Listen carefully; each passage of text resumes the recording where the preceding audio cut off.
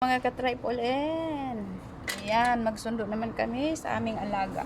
Last day naman ngayon. So, mayroon naman silang ija-jatindis. Ayun na si Abdo, alin na. So, mainit-init ang araw ngayon. Ito na yung aming driver. Mainit naman ang panahon ngayon. Isang araw, malamig. Ngayon, mainit-init na naman. Lalo na wala dito aircon sa, ngayon, mayroon kunti. Aileen وحشتني يا أخي. Mayroon kunti. Ha? Aileen وحشتني. So, ayan guys, kararating namin galing school. Ito, trabaho agad kasi ako na lang mag-isa sa bata. Wala na. So, ngayon, tubol, trabaho.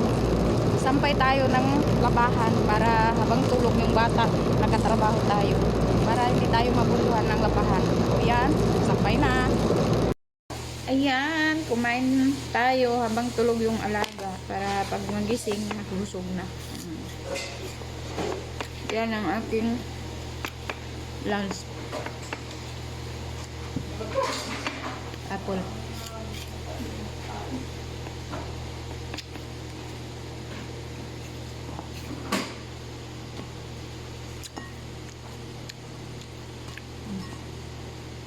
Tsaka ito manok. Kumain ako isa.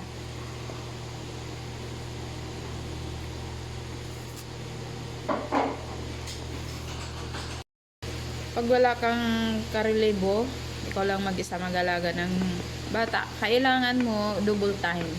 Pag natutulog, pag may kumain ka, o kaya tapos ka na kumain, pag natutulog, kung may trabaho, may labahan, may plantsahin, yung plansa.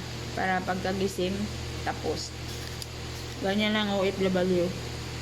Yung iba. Pero yung iba, pag may naasahan, hindi din gagawin mo. Dito sa abroad, kailangan mo matinik.